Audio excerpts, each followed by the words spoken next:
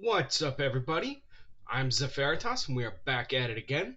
But first things first, what we're going to do today is we're going to watch the Battle of Reach complete timeline. So we're going to go ahead and do some lore about Halo Reach, and then we're going to go ahead and play some more Halo Combat Evolved. So let's get around to that, and let's bring us over to the page. Please let me know, chat, if something isn't working right. We'll have to check real quick first. So we got stream here. So what we have here is the complete Battle of Reach complete timeline by Halo Canon. It's 25 minutes long, so it's probably going to be almost an hour if we're stopping and chatting, because it usually goes about double the video length. And let's jump right into it.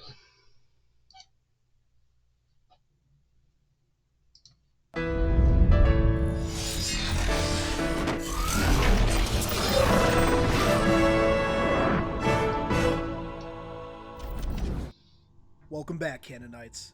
Ever since its launch in 2010, Halo Reach has been a point of contention for fans.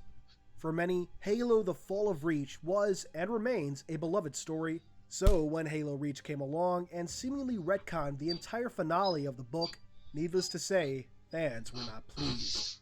To this day, there is a website called haloreach.isnotcanon.net where one can see just how hard parts of the community took the game's release. However, a large part of the... See, that seems ridiculous to me. Like, you're getting another game, it's probably going to be good like the last ones. You know what I mean? Like, it's fine. Like, honestly, I don't have a problem with it. As long as the game is fun and it makes sense, I'm sure there's going to be some sort of controversies within the lore, right? But that's literally everything and everyone. Every game that ever comes out and has sequels. You know, and sometimes you just got to make it work. It's just how it is. As long as it's a fun game, gamers really aren't going to care all that much. That's just my opinion. Community, instead of lamenting the changes and arguing why/how things should be, took to the task of making Halo Reach and Halo The Fall of Reach, along with early sections of Halo First Strike, work together. Released with the limited and legendary editions of Halo Reach was the personal journal of Dr. Catherine Halsey, an invaluable tool towards the merging of these two stories. Yeah, I saw this coming out, and I kind of wanted it, chat, but it was pretty damn expensive. If I remember right, it was like $200 or something like that. And yeah, it's a cool little journal and stuff, and card key and whatnot, limited edition boxes. And it would be awesome. Because, I mean, look at the artwork. The artwork looks great. But, I mean, just lore dumping a bunch of stuff in a thing that's going to cost you a lot of money is cool as a collector's item, but ultimately, a lot of people don't buy it. And you don't get another chance to have them because they're special editions. So, Written by Eric Nyland, the author of Fall of Reach, it's clear he goes to great lengths to make his book fit with Bungie's vision for Halo Reach. When 343 Industries took over the Halo franchise, they formally announced that both Halo Reach and Halo The Fall of Reach were canon, and released a series of data drops in 2011 that further helped bridge the gap between these two stories. And see, personally, I kind of hate when they just, like, omit things. Like, Hazbin Hotel did that, and they kind of secretly just drop lore, like, all the time, just in, like, conversations. And that's how we end up finding out about a bunch of stuff. I kind of hate that, because then you have to go out and you have to find all the info. And then you just never know what is happening until, you know, you end up stumbling on it, or you find a YouTube video on like, a whole bunch of lore that you never would have known about. I don't know. So personally, I don't really care for things to happen that way. I would like them to just, you know, fix it for the game. You know, I mean, surely it can't be that hard. But who knows? On May 25th, 2013, I released a video titled The Battle of Reach Timeline, bringing together years of community sleuthing along with a bit of my own extra work, presenting what I believed at the time to be a near definitive timeline of events for the fall of Reach, merging the various sources together as neatly and comprehensively as I could. While I'm still proud of this video and it mostly holds up, new information released since 2013 has added more detail and backstory to the fall of Reach. With Halo Reach on its way to PC, there's no better time to revisit the Battle of Reach timeline, adding in more detail and events that have since been revealed, notably in the campaign booklet for Halo Fleet Battles and, to a lesser degree, Halo Mythos. As we dive in, it's important to note that a major source of discrepancies between the game and books is how dates and times are treated. Both Halo Reach and Halo the Fall of Reach use the standard UNSC military calendar for their dates, but while the book uses a military standard 24-hour clock, Halo Reach uses the local Reach clock, with Reach having 27-hour days. So the dates are the same between the two mediums, but the times are not. As such, throughout... I mean, but isn't that normal? That's just like time zones, right? Like, I don't know. I don't know why that's so weird for somebody to think of, but yeah, okay. This presentation, I will state the date, then the time in both the UNSC standard military time and Reach local time. The difference in times will not be consistent since, again, Reach has a 27-hour day. With that, sit back, relax, and enjoy this presentation of the Battle of Reach. Don't get me wrong. I do like the fact that he put that together and did the time and did that. But ultimately, it doesn't really matter. But, you know, whatever. It's a nice little touch for his video. I like it.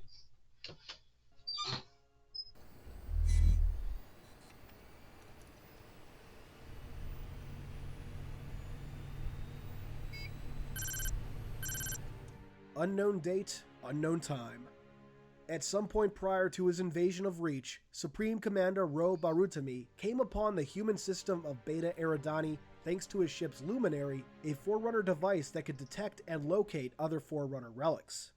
Though he only had 10 ships at the time, the local UNSC forces were primarily cadets. Ro orders any UNSC forces eliminated while he recovers the local Forerunner artifacts. When plugged into his Luminary, they point him to another system, one which held the sigil of the ancient Forerunner builders. An explorer and collector, Ro hopes that whatever these relics point to might finally lead him to the fabled homeworld of the Forerunners. July 18th, 2300 hours, military time. In the aftermath of the Battle of Sigma Octantis IV, Admiral Michael Stanforth contacts the head of ONI, Admiral Margaret Perengoski.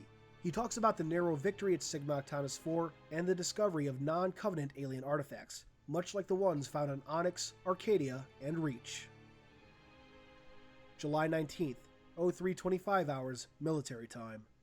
Perengoski responds to Stanforth and brings up concerns about the possibility of Reach being targeted by the Covenant in the coming months. She brings up Operation Red Flag, a desperate plan whose goals would be to capture... Wait. So they knew that it was a possibility from the beginning and did nothing? Well, that's just asinine, right? I mean, that's kind of bad. That's like just ignoring that enemies are sneaking up on you. That's crazy. All right. Covenant leadership and force a truce. Unknown date, unknown time. Upon arriving in the Epsilon Eridani system, Ro dispatches his artifact hunting team, a zealot group known as the Devout Sentries, to find Forerunner artifacts on the world humanity calls Reach. July 23rd, 1600 hours military time, 2600 hours Reach. Contact with Visegrad Relay is lost. The relay, one of Reach's 3 primary communication relays, has been taken out, effectively cutting off Reach from the rest of the UNSC. 1615 hours military time, 2615 Reach. Fire Team 3 Charlie and other Army fire teams are deployed to Visegrad to investigate the communications blackout under the command of Colonel Holland. July 24th, 028 hours military time, 0728 Reach. Noble Team, a special warfare team comprised mostly of Spartan 3s, is joined by a new member, Spartan B312, under the call sign of Noble 6. Colonel Holland, after no success with the fire teams, deploys Spartan Team Noble to Visegrad. Not long after arriving, Noble engages with Covenant forces. After rescuing the survivors of 3 Charlie, Noble deploys to the relay, only to find itself under fire. Noble briefly engages with local Covenant forces and not long after is able to establish fragile contact with Colonel Holland and warn him of the Covenant's presence. Winter contingency is declared. Due to the severe plasma damage of its technical components, the relay would not be repaired for at least 2 weeks, and most of Reach and the UNSC would remain largely unaware of the danger present on the planet. July 26th. Okay, so they already are under attack. They already knew it was coming, ignored it again, and now nobody knows that any of them are there. They don't have like some kind of long range scanning or something to see Covenant coming before they even reach the planet. I don't know. I would have thought they would have had at least something like that, at least a small sort of deal, like a satellite or something up there, but okay. 10:26 hours military time, 11:26 Reach. Noble Team is deployed to Oni Sword Base to take care of Covenant forces and a Covenant corvette attacking the site. Due to the sensitive nature of the site, orbital defenses cannot be used until the corvette is far enough away. Noble Team is sent to secure the base and surrounding outposts. After ground and air support are eliminated, longswords push the corvette to a safe distance, where it is shot down by an orbital magnetic accelerator cannon, or MAC. After the battle, Noble debriefs Dr. Halsey, the head of the Spartan 2 program, and a civilian scientist working for the Office of Naval Intelligence, or ONI, about the events at Visegrad and returns a data module found at the relay. August 1st, 0250 hours military time, 1250 Reach. Admiral Stanforth returns to Reach with some of the battle group from Sigma Octantis 4, the rest staying behind in case more Covenants show up.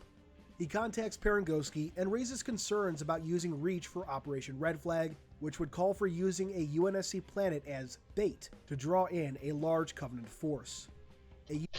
So that's why they never actually alerted them to begin with, because they had a plan about using it as bait in order to what? I mean, it's going to tell us here in a second, but it's a pretty high risk move here that they're taking. I mean, they had to have known that there could have been a high chance that the Covenant would just take over, right? UNSC force would then use the opportunity to board a Covenant craft and take it back to the Covenant homeworld. Despite his concerns, Stanforth forwards the specs for Red Flag and recommendations for the assets needed to carry it out. August 5th. Time unknown. Following a lengthy discussion, Dr. Halsey splits off a fragment of her smart AI, Cortana. The main Cortana unit would continue her essential role with Operation Red Flag, while the fragment would be used to study the massive Forerunner artifact under Sword Base. Unknown date, unknown time. Following the declaration of winter contingency, the crew of the UNSC's Teller Station, who had spent years studying strange artifacts hidden on a planetoid in Epsilon Eridani's Oort cloud, have been ordered to condense a long-planned retrieval operation into barely a fortnight. Unfortunately, during this operation, they would activate Forerunner senescent systems, attracting the attention of Roe's fleet of Valiant Prudence. The crew of Teller Station worked to remove an artifact from Site-17 while being defended by UNSC ships commanded by Admiral Stanforth, hoping to keep the artifact out of Covenant hands. Yeah, they're trying. So the fact that they knew that it was there and then just decided to not do anything was kind of insane to me. I don't know why you would even consider doing bait with something so possibly war turning, just sitting there, and you know they're going to probably be coming for it. It's just nuts. August 11th, 1930 hours military time, 2630 Reach. June A266 call sign Noble 3, along with Noble 6, infiltrate a Covenant-controlled dark zone, discovering a large Covenant invasion force. August 12th, 0400 hours military time, 0800 hours Reach. Noble Team and the UNSC Army launch a counterattack on the bulk of the Covenant invasion force that Nobles 3 and 6 had discovered the night before. Smaller invasion forces, meanwhile, are fought across the Vieri territory. Most of Reach and the UNSC would be kept in the dark about the... Also, can we talk about how during that battle right there that we just saw, where everybody was all lined up, like it was like the Britain, like old Britain, like the red coats and stuff, they just like line up, wait for the battle to start, and then just go directly towards each other. But what was up with that? This is the stupidest tactic ever. Covenant presence on Reach under the winter contingency. After taking out local anti-air batteries, George 052, callsign Noble 5, and the only Spartan 2 member of Noble Team, is sent with Noble 6 to a Covenant spire meant to ferry troops and armaments to the surface. The spire is covered by an energy shield that prevents its destruction. Once the shield is deactivated by Nobles 5 and 6, UNSC frigate Grafton is sent in to take out the spire. Almost immediately, however, the Grafton is destroyed by a Covenant supercarrier that was being cloaked by the spires. 1100 hours military time, 1500 hours Reach. Spartan John 117, unaware of the Covenant presence on Reach, arrives at Camp Hathcock to be debriefed on the events of the Battle of Sigma Octantis IV. He briefly runs into Captain Jacob Keyes and Dr. Halsey. August 13th, 1907 hours military time, 2007 hours Reach. Reach has been invaded, and though the fighting is currently contained to the northern Vieri territory, 60% of the UNSC fleet has been recalled to Reach, with the first ship scheduled to arrive in 48 hours.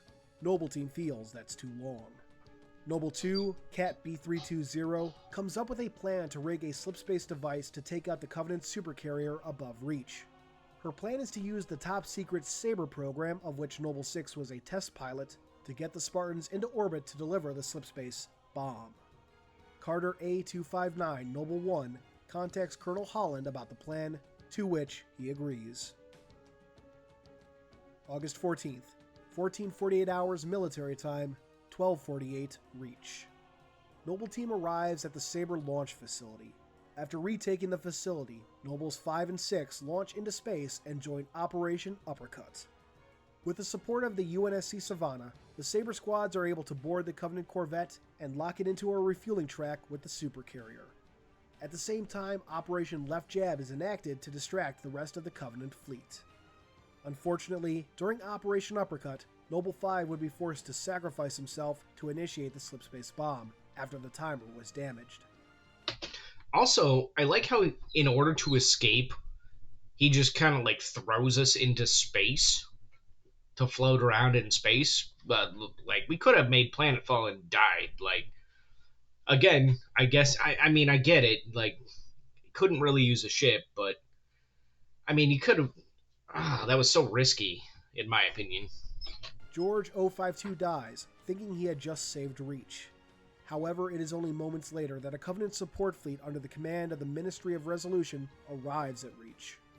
They eventually make it past orbital defenses and start attacking major population centers in the northern Vieri territory. Unknown date, unknown time. Ro Barutami is dead following Operation Uppercut. His second-in-command, Kantar Utarali, takes control of what remains of the fleet of Valiant Prudence. Engaging with UNSC forces near Reach's moon, Turul, Kantar makes a last-ditch effort to recover the Forerunner artifact from Site-17. August 23rd, 1734 hours military time, 1534 Reach. Noble 6 arrives in New Alexandria, 5 days after the Covenant started attacking the city. 6 helps Army forces fight off invasion forces and a Covenant corvette above the city. Thanks to 6's intervention, most of the civilian population is evacuated safely. 2057 hours military time, 1857 Reach. Noble 6 meets up with Noble 1 and is directed to help UNSC forces evacuate from New Alexandria. 6 is successful with the guidance of Noble 2, and among those evacuated are Gunnery Sergeant Edward Buck and his team, Alpha 9. Around this time, other Spartan 3 fire teams, Gauntlet, Red, and Echo, are deployed for civilian evacuation operations. After completing the evacuation, Noble 6 reunites with the rest of Noble Team just as the Covenant begins glassing the city. Noble makes for a fallout shelter, but as they do, a Sangheili field marshal snipes Noble 2, her shield either having not fully engaged yet or was overloaded by the radiation from the glassing. The remnants of Noble and other survivors retreat into a fallout shelter. August 25th. Yeah, I thought that was kind of strange, that something else had to have been going on there for her shield to not exist on her right at the moment. And then she just happens to get sniped? I mean, come on. Plus, also the only female. Come on now. Anyways. 19:15 hours military time, 01:15 hours reach. Cortana and Dr. Halsey discuss various specifics of Operation Red Flag, including the ship that would be used and which Spartan 2 Cortana would choose to carry her. Agreeing with Cortana's choices, the Pillar of Autumn undergoes heavy refits for Red Flag. Sometime after, Captain Jacob Keyes would be informed of his new command of the UNSC Pillar of Autumn, Operation Red Flag, and the invasion of Reach. Oh, okay. So he wasn't even instated yet. Okay, interesting. I didn't realize that, Chad. I thought he already had the Pillar of Autumn at this point. Okay, interesting. August 26th, 1400 hours military time, 0300 hours reach. The remnants of Noble Team are extracted from New Alexandria. Soon after, they'll be deployed for their next mission. August 27th, 0800 hours military time, 2100 hours reach. Dr. Halsey and Captain Keyes debrief the 25 Spartan 2s that have been recalled to Reach for Operation Red Flag. They're told that the newly refitted Halcyon-class light cruiser, the UNSC Pillar of Autumn, will carry the Spartan 2s and other UNSC troops deep into Covenant space in order to capture a Covenant ship, find the Covenant homeworld, and kidnap Covenant leadership, all in the hopes of forcing a truce with the Covenant. Unknown to the Spartans and most of those chosen for Red Flag, Reach will instead be used to lure in the Covenant. August 29th, 0600 hours military time, 1300 hours Reach. John 117 arrives at Camp Hathcock. He is briefed on the new Mjolnir Mark V platform that he and the other Spartan 2s will be using for Red Flag, which includes personal energy shielding and can carry and support a smart AI. In order to take full advantage of the latter capability, he receives an upgrade to his standard neural implant. Okay, so even his suit is much different than other people's. That's crazy that it had to be upgraded in order to actually be used by him. Interesting. Approximately 0900 hours military time, 1600 hours Reach. The Mjolnir AI integration field test begins. John 117 and AI Cortana pass, despite attempted sabotage by Colonel Ackerson, a rival of Dr. Halsey's and staunch opponent of the Spartan 2 program. 1916 hours. So my question is the Spartan 2s, do they all have that capability or just them? That's my question. Because they're making it sound like his was completely special so that only he can use Cortana. But I feel like everyone should be able to be plugged into her at the same time, right? I don't know. Maybe not. Hours military time, 2616 Reach. Noble Team, backed up by ODSTs, begins a push to infiltrate Oni's sword base. Their mission, so far as they know, is to destroy it and its secrets, keeping them out of Covenant hands. Unknown date, unknown time. With the Pillar of Autumn refits 98% complete, Captain Keyes messages Vice Admiral Capano Insingel, sub-commander of Oni Section 2 in Reach Central Command. Keyes expresses frustrations over keeping his crew in the dark about the true status of Reach, concerned about how it may affect their performance during Red Flag. I mean, no shit. Like, you're lying to your people who have to do the operation, right? He's absolutely right. It's dumb not to tell them. I mean, what are they going to do? They're just going to say, cool, we know. We're going to do this anyways. It's not like we got a choice. Military, right? You got to do what you got to do. But, I mean, yeah. I mean, what are we talking about here? Why would you not want to inform your combatants of the battle of the battle conditions. That's just weird. That makes no sense. August 30th, the fall of Reach. 0400 hours military time, 0800 hours Reach. UNSC Pillar of Autumn is undergoing its final shakedown as it holds geosynchronous orbit over Labatlan. Captain Keyes begins a tour of the ship and eventually orders it to move on an outbound vector from Reach.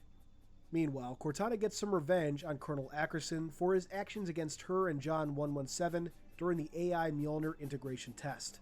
She also slips into Oni's systems to get John 117's full uncensored service record.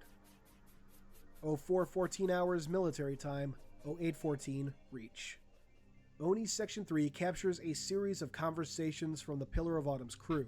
Conversations note the odd installation of additional thrusters on the Autumn, along with strange electromagnetic readings when checking the ship's sensors. These readings are in fact the already present Covenant forces on Reach. 0447 hours military time, 0847 Reach. Remote scanning outpost Fermion detects a massive incoming Covenant fleet and informs FleetCom. They self-destruct due to an unsecure science library and the closing Covenant forces. Approximately 0500 hours military time, 0900 hours Reach. Over 300 Covenant ships arrive at Reach, led by the fleet of Particular Justice. Meanwhile, Noble Team fights off a small Covenant force and makes contact with Dr. Halsey under Sword Base. Noble 6 is given the Cortana fragment and leaves with Nobles 1 and 4 to head to the shipbreaking yards in Azad to meet up with the Pillar of Autumn. Wait. So that means that, yeah, there are different versions of Cortana out there being used by other people at the same time. I figured that had to be the case. It wouldn't have made sense otherwise, because if she was only just a local network, that wouldn't make any sense. She wouldn't be able to do like a trillionth of what she does, right? Noble 3, June A266, escorts Dr. Halsey to Oni Castle Base. As they leave, Sword Base and the Forerunner facility below it are destroyed as part of Operation White Glove. Dr. Halsey's journal is recovered by Oni agents before the base is destroyed. 0517 hours military time, 0917 Reach.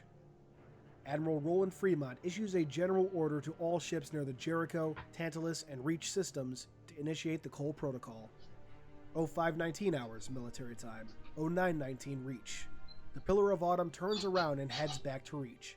Captain Keyes informs the Spartans of the Covenant attack on Reach. 0558 hours military time, 0958 Reach. Station Gamma Dockmaster AI, Doppler, is unable to implement the Cole Protocol on the UNSC circumference due to measures taken to ensure the secrecy of Operation Hypodermic, an Oni effort to gather information on the Covenant. Doppler sends a priority message to FleetCom. The Covenant detects the error and deploys troops to recover the nav data. 0616 hours military time, 1016 Reach. John 117 leads Linda 058 and James 005, comprising Blue Team, to Gamma Station to wipe out the nav data on the circumference. The 22 remaining Spartans comprise Red Team and, led by Fred 104, are sent down to Reach's surface to protect the orbital defense generators. James 005 is lost to the vacuum of space not long after boarding Gamma Station, his thruster pack punctured by a needler round, sending him flying into the void. Ooh, that's gotta be a horrible death. That's crazy. 0631 hours military time, 1031 Reach. Red Team's Pelican is shot down. The Spartans are forced to jump from the Pelican and make a hard landing. This results in 4 Spartans dead and 6 seriously injured. The survivors would split into 4 teams to accomplish different tasks. Alpha Red, comprised of 3 Spartans, would take out a Covenant encampment and their hovering cruiser.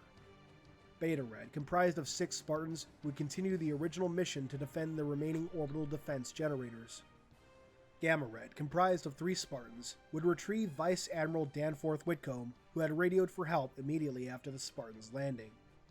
Delta Red, comprised of 6 more seriously injured Spartans, would secure a fallback point at Oni Castle Base, supported by the remains of Marine Company Charlie.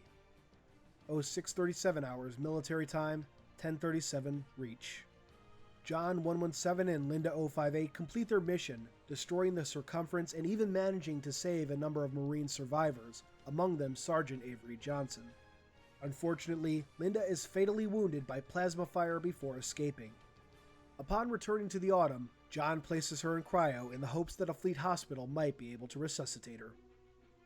0647 hours military time, 1047 reach. Captain Keyes orders the Autumn to leave the system while John 117 also enters cryosleep. See, also, it's pretty crazy to think that Master Chief has been here the entire time, but never deployed. He's just been training, learning to use Cortana, and just hanging out? Like, that's crazy. Before they leave, a message from Dr. Halsey comes through, telling Keyes of Noble Team and the Cortana fragment.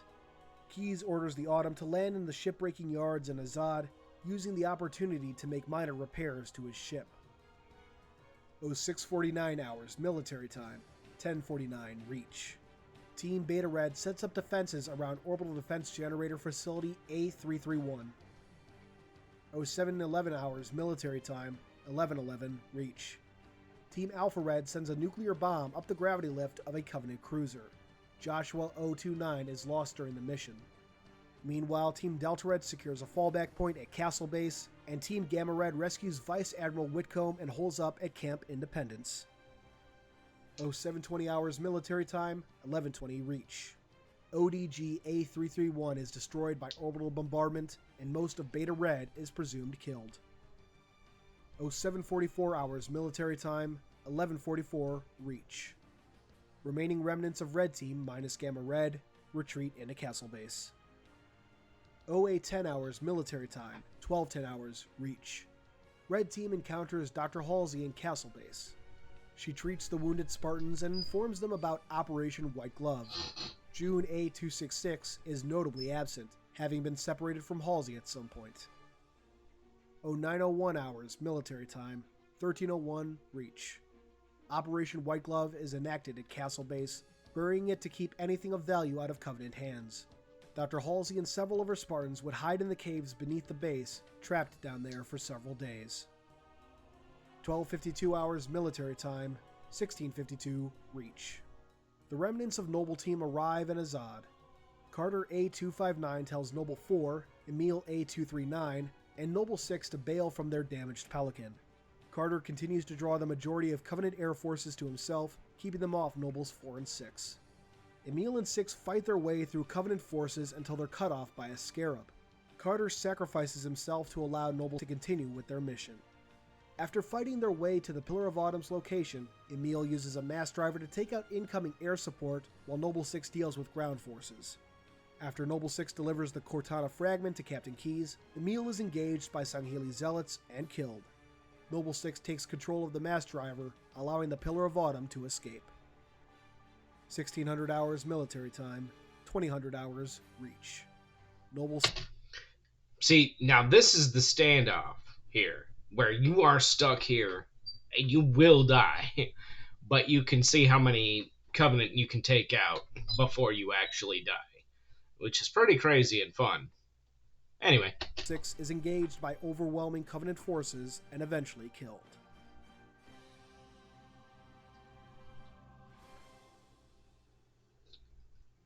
And that concludes the fall of Reach, more or less.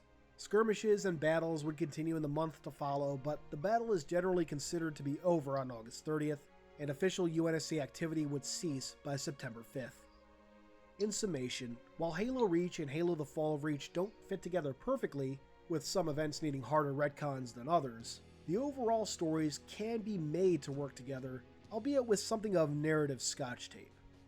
343 have done a monumental job over the years making these work together, and though not perfect, the clues are there for fans to find and sift through. I agree. I mean, yeah. I mean, the whole thing fits together quite nicely. I mean, what do you expect? I mean, there's no way they can make it completely line up all together, right? Locking all the fingers, it's all together, all laid out. Like, no. Right? They're making something new. They have to innovate and try to keep as true to the storyline as possible. right? And that's what they did. And I don't think it was a success. I don't think it was anything to actually get upset about. Whether you've seen my original timeline or not, I'd love to hear your thoughts on this. If you have seen the original, though, I'd like to know how you feel about this update. Let me know in the comments below. And while you're down there, I got this idea in my head to do something of a behind the scenes or making of this timeline. I'll look at the work that went into it, both my own and the larger communities. Let me know what you'd think of that. I'm thinking like a live stream or something. Anyway, that is the end of that. Um, that's just him talking about the rest of what he's going to do and stuff. But shout out to the Battle of Reach complete timeline by Halo Canon. Halo Canon. Oh, you guys probably can't see it. But yeah, Halo Canon is the name of the guy. I'll link it down in the description of this video. Yeah, very great. Very, very, very good. But how did you guys like that timeline and deep dive there? We got a little bit more lore than what they actually tell us. So we got some book lore, some of the comic lore to kind of fill in the gaps that we didn't actually get inside the game, which I thought was pretty awesome. I actually liked it. Now, what we didn't get to see is what happened to Halsey. Like, she got trapped down there, they said, after a few days. So did she like end up being able to leave, or like what happened with that? They just kind of like hung us to dry, which I think is crazy, by the way.